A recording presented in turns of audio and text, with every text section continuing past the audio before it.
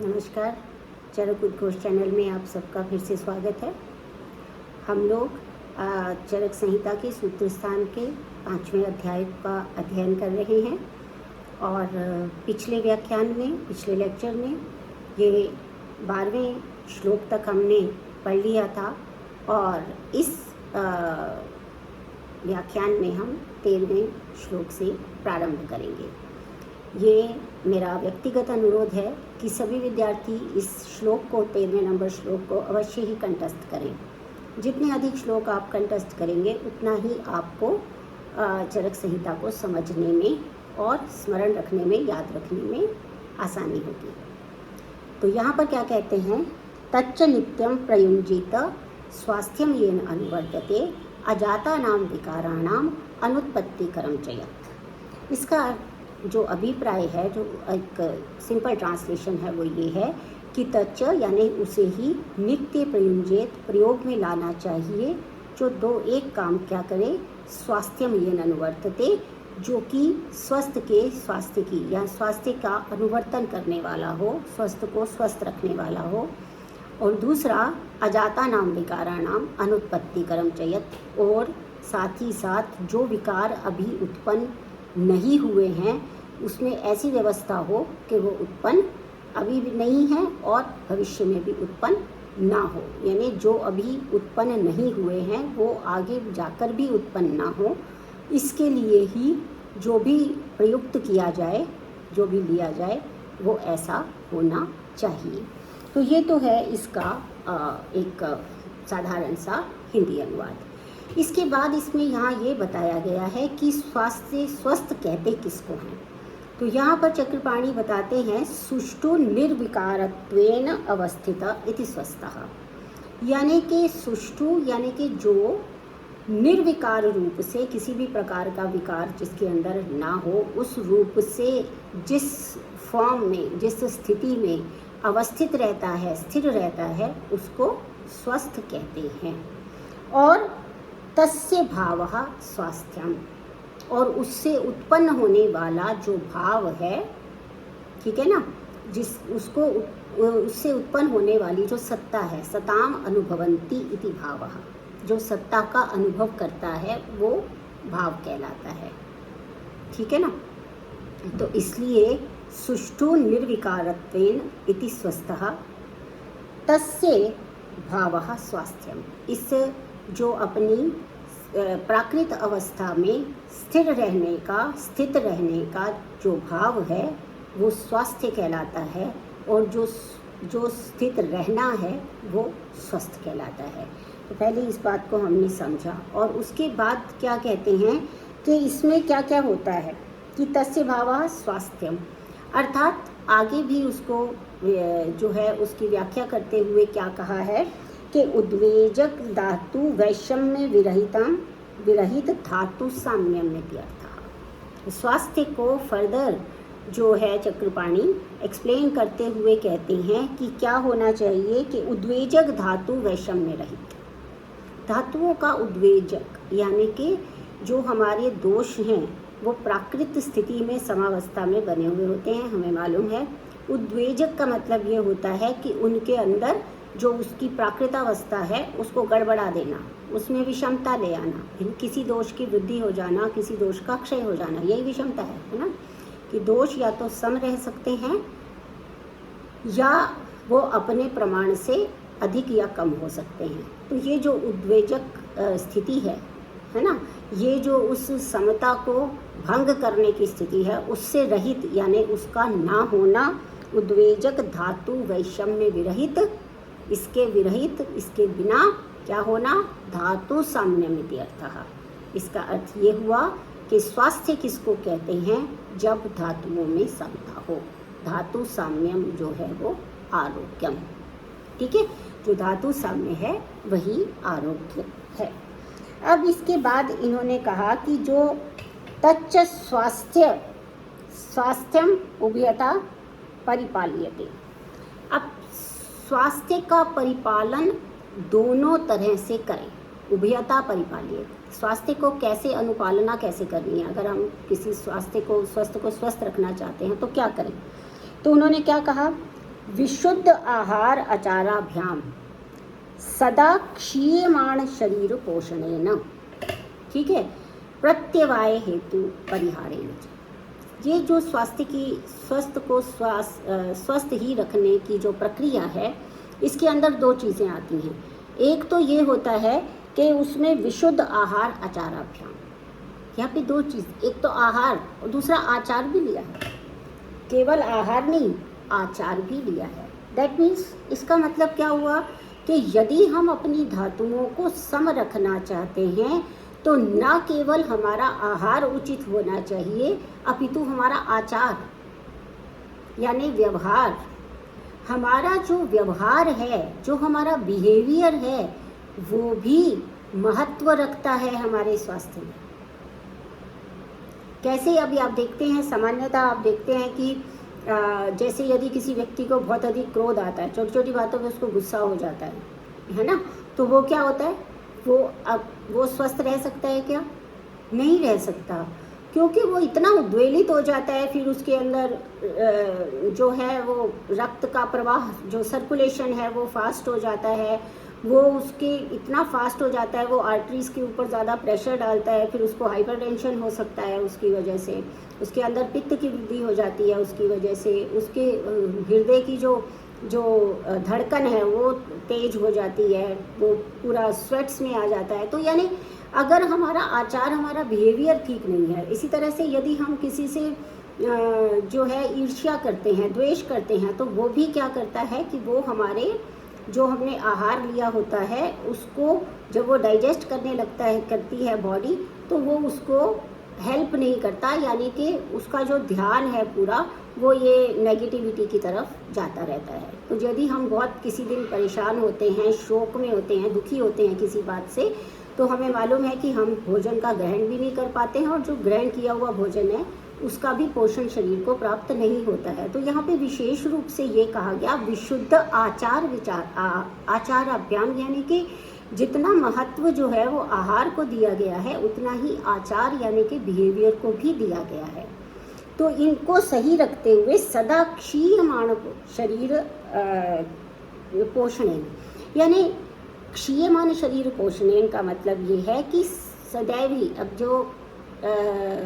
जो ये शरीर है उसकी परिभाषा में ही ये है कि इसका क्षरण करने का स्वभाव है। क्षरति इति शरीरः, ये शरीर क्यों क्षीर्यते इति शरीरः, क्योंकि ये दिन प्रतिदिन क्षरण को प्राप्त हो रहा है। हमें मालूम है कि हमारे ऑर्गन्स जो हैं वो प्रतिदिन पहले वाले से ओल्डर हो रहे हैं, पुराने हो रहे हैं, बूढ़े हो रहे हैं, है ना।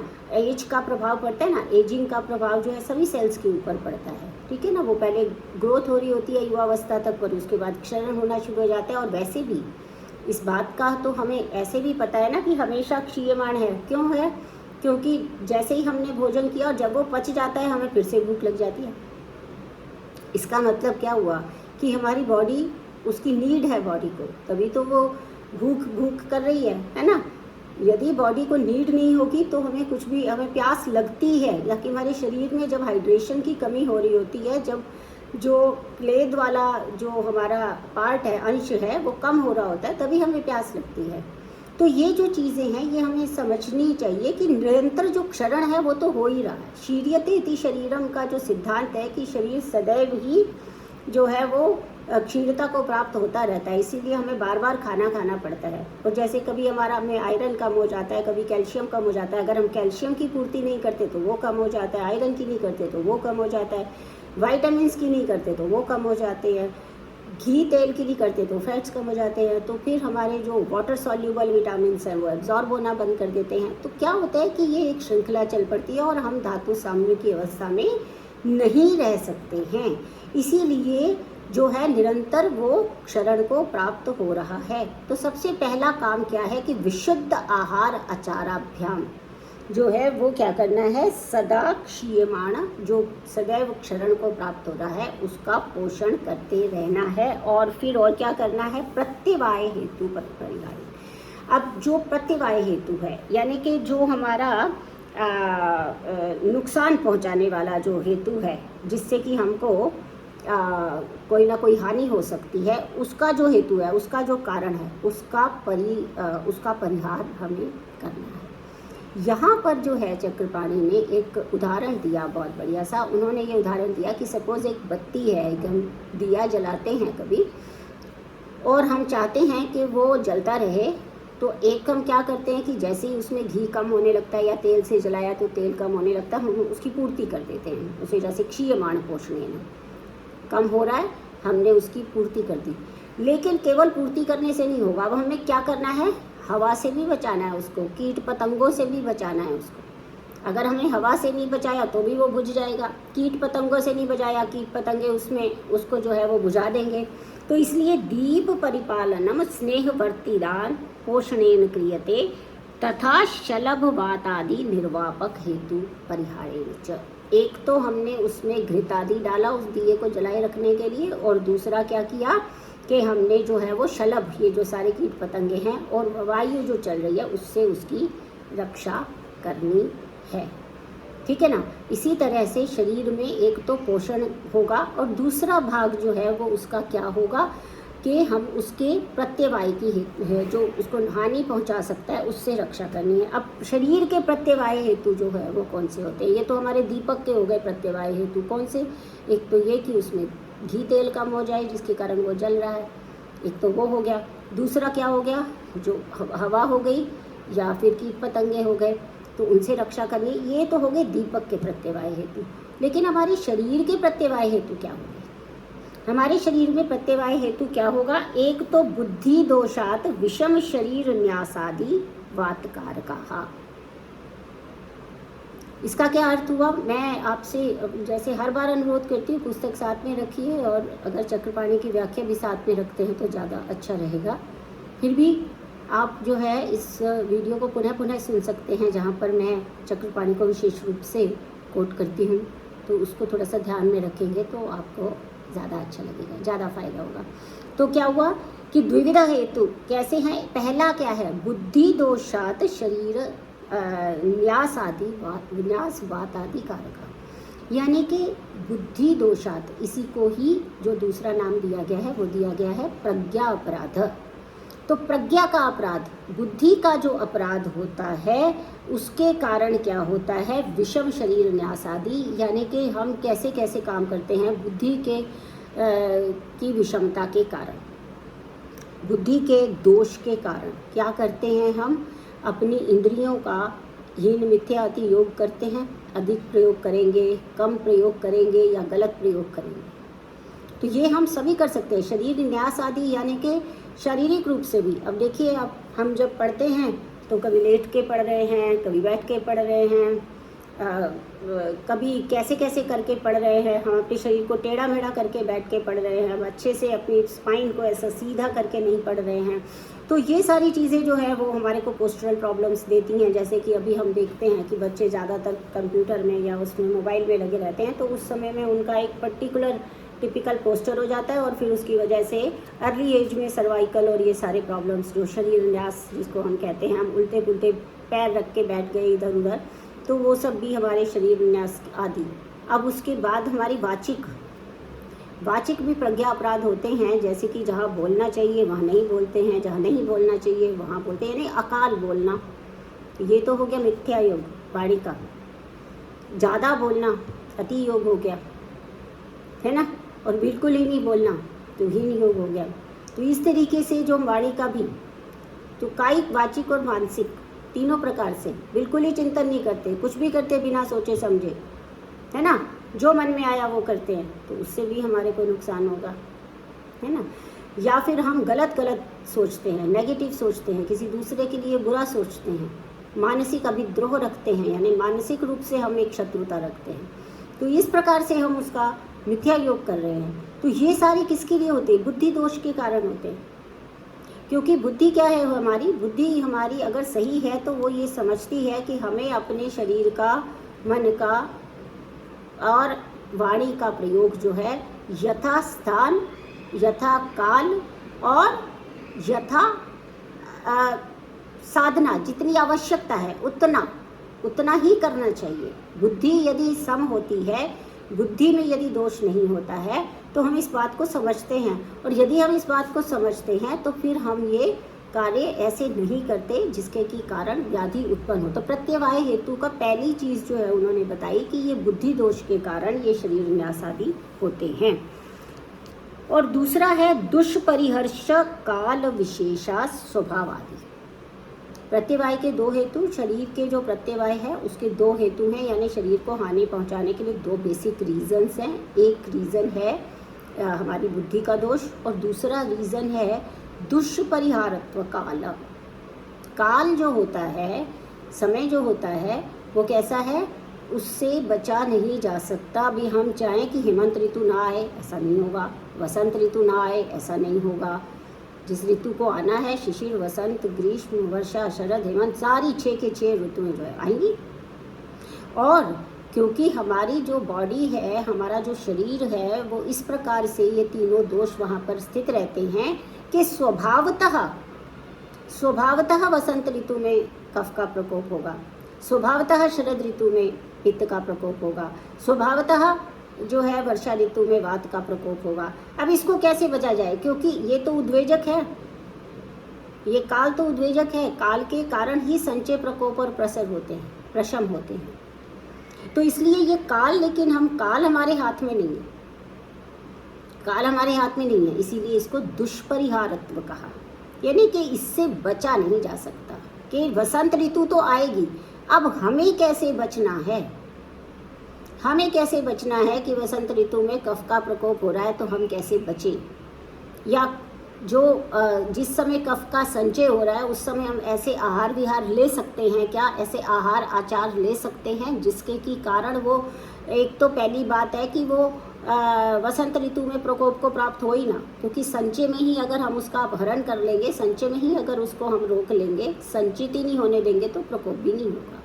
लेकिन यदि हो गया प्रकोप तो भी हमें रोग से बचने के लिए क्या करना है, तो वो यहाँ पर बताते हैं कि आगे चल के सूत्र अध्याय 7 में भी विशेष रूप से बताएंगे कि माधव प्रथमे मासी नभस्य प्रथमे पुनः सहस्य प्रथमे च एव वाह्येद दोष संचयम। ठीक है, यानी कि ये दोषों के संचय को वैशाख का प्रथम मास जो होता है वो चैत्र मास होता है, और नभ का जो प्रथम मास होता है वो भाद्रपद का प्रथम मास श्रावण है, और सहस्य या पौष का प्रथम मास जो है वो मार्गशीर्ष है। तो इनमें जो संचित दोषों का हमको जो है वो निर्हरण कर देना चाहिए। ठीक है ना, कि वसंत ऋतु होगी तो वमन करवा लेंगे, और शरद ऋतु होगी तो विरेचन करा लेंगे, और वर्षा ऋतु होगी तो बस्ती करा लेंगे। इस तरीके से ये दोष जो हैं वो पहले तो मैंने बताया ना, संचय की अवस्था में भी हम इन्हें दूर कर सकते हैं। संचय की अवस्था में अगर दूर कर लिया प्रकोप की बारी नहीं आएगी, लेकिन चलिए प्रकोप भी आने की बारी आ गई तो व्याधि उत्पन्न होने से पहले हम इनका निर्हरण कर देंगे। तो इस तरह से हम जो शरीर के दो प्रत्यवाय हेतु हैं, एक तो हमने बता दिया कि जो हमारा प्रज्ञा अपराध है, और दूसरा हमने बता दिया कि जो दुष्परिहरत्व काल है उससे लिया गया है। इस तरह से इस श्लोक में दो पंक्तियों में दो चीज़ों के बारे में बताया गया है। अजाता नाम विकाराणाम अनुपत्ति, अजात विकार, अजात विकार का मतलब होता है कि जो अभी उत्पन्न नहीं हुए हैं। इसमें एक वैसे ही एक छोटा सा मतलब एक सिद्धांत भी एक छोटा सा होता है, वो भी आगे मैं आपको बताती हूँ। तो उसमें यही होता है कि हमने जो अभी उत्पन्न नहीं हुआ उसके लिए पहले से ही हम जो है वो प्रयत्न कर रहे हैं। ठीक है, तो ये भी एक प्रकार से विघ्नकारी हेतुओं को हटाने से संबंधित है।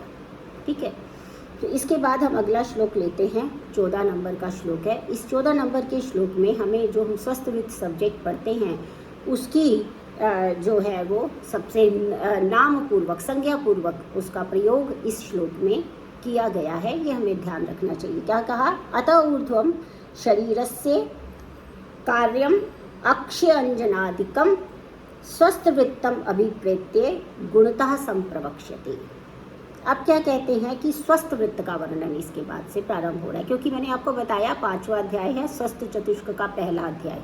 तो अब वो स्वस्थ वृत्त का वर्णन करेंगे। वृत्त का मतलब होता है वर्तन करना, स्वास्थ्य कैसे स्वास्थ्य का अनुवर्तन कैसे होता रहेगा, उसके लिए अब जो उपाय कहे गए हैं वो यहाँ पर बताए जाएंगे। इसके बाद तो इसमें जो है इन्होंने अक्षी, अंजन आदि, मतलब शरीर के लिए अंजन आदि जो करने चाहिए उसके बारे में बताया जाएगा। अब यहाँ पर हम क्या देख रहे हैं कि सबसे पहला जो इन्होंने लिया है वो अक्षी लिया है। क्यों अक्षी लिया है? क्योंकि यह सभी जो हमारे सेंस ऑर्गन्स हैं, जो हमारी इंद्रियां हैं, पंच ज्ञान इंद्रियां हैं या हमारे सेंस ऑर्गन्स हैं, उनका प्रतिनिधित्व करती हैं आँखें, चक्षु। इसलिए वो सभी इंद्रियों में प्रधान मानी गई हैं। इसलिए सबसे पहले जो है वो अंजन का प्रयोग यहाँ पर बताया गया है। ठीक है, तो आगे वो कहते हैं सोवीरम अंजनम नित्यम हितमक्षणोपयोजयेत पंचरात्रे अष्टरात्रे व श्रावणार्थे रसांजनम। यहाँ पर जो है सोवीर मतलब होता है एक सोवीरा नदी से जो प्राप्त है उत्पन्न अंजन होता है, उसको सोवीर अंजन कहते हैं। ये सोवीरम अंजनम नित्यम हितमक्षणम, नित्यम यानी प्रतिदिन, ये प्रतिदिन इसका प्रयोग किया जा सकता है। हितमक्षणों नेत्रों के लिए हितकारी होने के कारण प्रयोजित प्रयोग कीजिए। पंचरात्रे अष्टरात्रे व श्रावणार्थम रसांजनम, और रसांजन का जो प्रयोग इसमें किया है उसका तो प्रतिरात्र करना है, और पंचरात्र या अष्टरात्र में जो है रसांजन का प्रयोग करना है। यहाँ पे एक सिद्धांत है, सामीप्य है, यानी पंचरात्र और अष्टरात्र का मतलब ये है कि 5 से थोड़ा कम भी कर सकते हैं, 8 से थोड़ा ज़्यादा भी कर सकते हैं। ये इस सिद्धांत को कहते हैं दूरांत काले काल नियम सिद्धांत। दूरांत काल नियम सिद्धांत यानी कि जो यहाँ पर सामीप्य और अंतराल का नियम बताते हैं। सामीप्य और अंतराल, पंचरात्रे अष्टरात्रे वा, इससे जो वो कहना चाह रहे हैं चक्रपाणी स्पष्ट करते हैं कि वो कहना चाह रहे हैं कि 5 रात्र से कम में या अष्टरात्र पर या उससे ज़्यादा में भी इसका प्रयोग जो है वो किया जा सकता है। दोनों अक्षणों का मतलब द्वितीय दो, जो ये द्विवचन है, इसका अर्थ ये होता है कि दोनों आँखों के लिए इसका प्रयोग किया जाना चाहिए। ठीक है, तो इसके बाद वो क्या बता रहे हैं, अंजन का प्रयोग कैसे बता रहे हैं। रसांजन का जो प्रयोग है वो श्रावणार्थ होता है, यानी कि जब जो श्रावणार्थ का मतलब होता है कि दोष यदि नेत्रों में एकत्रित हो गए हैं तो फिर उनको, जैसे हम शरीर के दोषों को वमन विवेचन और बस्ती के अलावा के माध्यम से बाहर निकालते हैं, इसी तरह से हम नेत्र के दोषों को भी अंजन लगाकर और उन सब दोषों को बाहर, श्रावण यानी बाहर निकाल देते हैं, ऐसा यहाँ पर बताया गया है। इसके बाद कहते हैं चक्षुस्तेजोमयम तस्य विशेषात् श्लेष्मतो भयम तथा श्लेष्महरम कर्म हितम दृष्टे प्रसादनम। उन्होंने कहा कि क्योंकि ये नेत्र जो हैं वो कैसे हैं, तेजोमय हैं, तेज का ही प्रतिनिधित्व करते हैं ना चक्षु, क्योंकि रूप इन्हीं से देखा जाएगा, तेज का प्रतिनिधित्व करते हैं, तेजोमयम होते हैं, इसीलिए इन्हें विशेष रूप से श्लेष्मा से भय होता है। सबसे ज़्यादा जो प्रभावित है वो श्लेष्मा से होंगे, विरुद्ध होता है ना उसके, तो इसलिए तथा श्लेष्म हरम कर्म हितम दृष्टे प्रसादनम, इसलिए जो श्लेष्मा को हरण करने वाले कफनाशक जो कर्म होते हैं वो नेत्र का प्रसादन करने में, अर्थात उसको निर्मल बनाने में विशेष रूप से प्रयोग किए जाते हैं। दिवा तन्न प्रयोक्तव्यम नेत्रयोस् तीक्ष्णमंजनम विरेक दुर्बला दृष्टि आदित्यम प्राप्य सीदति तस्मात् श्राव्यम निशायाम तो ध्रुवम अंजनम इष्यते। इसलिए इन्होंने कहा कि ये जो श्रावण जो ये प्रयोग है कि इस तीक्ष्ण अंजन का जो प्रयोग करना है, श्रावण अर्थ है ना, तो तीक्ष्ण अंजन का जो प्रयोग करना है वो दिन में नहीं किया जाता है, क्योंकि जब दिन में एकदम से हम उसका श्रवण कर देंगे जो श्लेष्मा है, तो उसके बाद जो सूर्य की जो रोशनी है जो बहुत ज़्यादा चमक रही है वो एकदम से आँखों के ऊपर अंदर जाएगी और वो उनको दृष्टि को और ज़्यादा नुकसान पहुंचा सकती है। इसीलिए दिवा तन न प्रयोक्तव्यम यहाँ निर्देश दे रहे हैं कि दिन में उसका प्रयोग नहीं करना चाहिए। नेत्रयोस् तीक्ष्ण अंजनम, नेत्रों में तीक्ष्ण अंजन का प्रयोग दिन में नहीं करना चाहिए, क्योंकि विरेचन के कारण जो विवेक दुर्बला, जो दृष्टि विवेचन के कारण दुर्बल हो गई है, आदित्यम प्राप्य सीदति, वो सूर्य की रोशनी को प्राप्त अगर करती है तो उससे उसको नुकसान पहुंचता है, कष्ट का अनुभव करती है। इसीलिए श्रावण का प्रयोग निशायाम ध्रुवम अंजनमिष्यते, निशायाम यानी रात्र में उसका जो है उसका निश्चित रूप से उसका रात्रि में प्रयोग करना चाहिए। तो इसमें इन्होंने यहाँ पर जो चक्रपाणी नीचे व्याख्या दे रहे हैं वहाँ पे उन्होंने एक ये भी कहा है कि अन्य तो व्याख्यानयंती ध्रुवम नित्य कर्तव्यम, यानी कि अन्य लोगों का जो सोवीरांजन है वो तो हमने पहले बता दिया, वो तो विरेचन होता नहीं है, तो उसका तो नेत्र के प्रसादन में विरेचन नहीं होता, वो नेत्र का प्रसादन करता है, सिर्फ निर्मल करता है, इसलिए वो दिन में जो किया जाता है वो सोवीरांजन है, वो विरोधी नहीं होता। लेकिन आचार्य इसमें और भी व्याख्या कर देते हैं कि ध्रुवम अर्थात नित्य कर्तव्य है सोवीरांजन, नित्य कर्तव्य, ध्रुव निश्चित रूप से नित्य कर्तव्य है सोवीरांजन का प्रयोग करना। और श्रावणांजन जो है वो श्लेष्मा के उद्रिक्त विषय वाला होने के कारण, मतलब क्योंकि जो ऐसा जो तीक्ष्ण अंजन कर रहे हैं जिससे कि हम रसांजन, जिससे कि हम दोषों को बाहर निकाल रहे हैं, तो उसका जो प्रयोग है अन्य लोग ये कहते हैं कि उसका प्रयोग जो है वो जैसे हम कफ में करते हैं कि जब कफ का निर्हरण करते हैं तो हम क्या काल चुनते हैं, पूर्वान्न चुनते हैं दिन का, क्योंकि उस समय में कफ अपने आप ही जो है वो उद्विग्नता को, मतलब उत्क्लेश को प्राप्त हो चुका होता है, तो उस समय में वमन कराने में सरलता होती है। तो इस वजह से कुछ अन्य आचार्य ऐसा भी मानते हैं कि ये जो श्रावण करना है ना, सो रात्रि में ना करके फिर दिन में सुबह सुबह जब कफ का काल है उस समय करेंगे तो अच्छे से ये जो दोष है शरीर से श्लेष्मार्ग के थ्रू वो बाहर चला जाएगा। तो यहाँ से इन्होंने यहाँ पर जो है इसको बताया है। और अब हम अगला जो श्लोक है, एक श्लोक नंबर 18 से अगले लेक्चर में देंगे। तब तक आप चरक संहिता को पढ़ते रहिए। नमस्कार।